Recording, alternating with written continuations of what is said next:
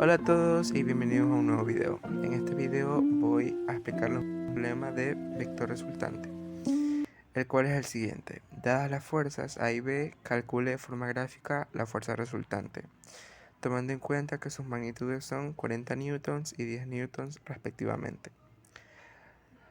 Podemos graficarlos y quedaría de la siguiente manera. El vector A contiene un ángulo de 50 grados y nuestro vector B contiene un ángulo de 20 grados. Ahora sí, pasemos al primer paso, en el que calculamos los componentes de cada vector de manera independiente. Primero calcularemos los componentes del vector A y para eso nos ayudaremos de un triángulo rectángulo en el que nuestro eje horizontal se representa con fx1 y nuestro eje vertical con fy1. Para calcular los componentes usaremos razones trigonométricas, en este caso coseno y seno. Para calcular fx1 la fórmula sería coseno de 70 igual a fx1 sobre 40 newtons.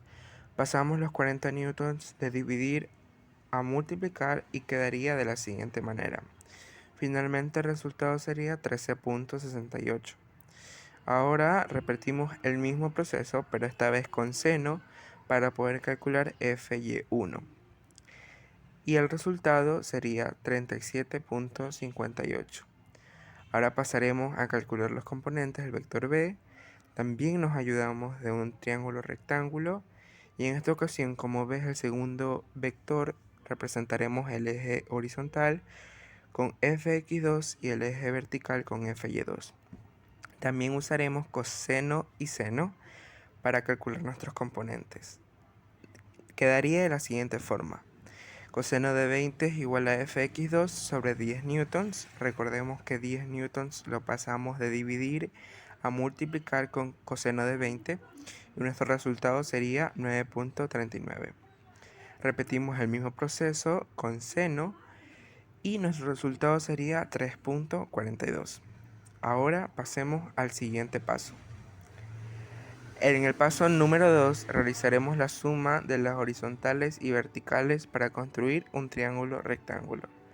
Recordemos que estos son nuestros factores, tanto horizontal como vertical, y ahora pasaremos a realizar la suma de fx1 más fx2 para calcular nuestras horizontales. Esta suma daría como resultado 23.07.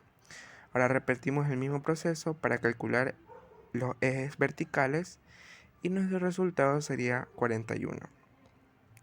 Podemos ahora pasar a graficar esto en un triángulo y las horizontales sería 23.07 y nuestro componente vertical sería 41.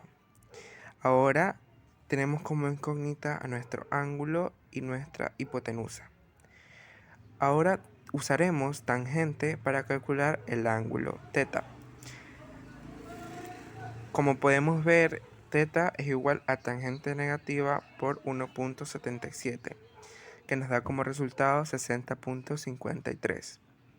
Ese ya es nuestro ángulo. Ahora pasaremos a calcular la hipotenusa, considerando que la hipotenusa representaría a nuestro vector resultante. Recordemos que la fórmula para calcular hipotenusa es el teorema de Pitágoras, en el que hipotenusa al cuadrado es igual a ambos catetos elevados al cuadrado. Después de elevarlos al cuadrado, obviamente como queremos desecharnos del exponente de hipotenusa, los vamos a sacar a raíz cuadrada, tanto de hipotenusa como el resultado de la suma. Finalmente, cuando ya sacamos la raíz cuadrada, nuestro resultado de hipotenusa sería 47.04. Finalmente representamos nuestro vector resultante, recordando que la hipotenusa lo representa.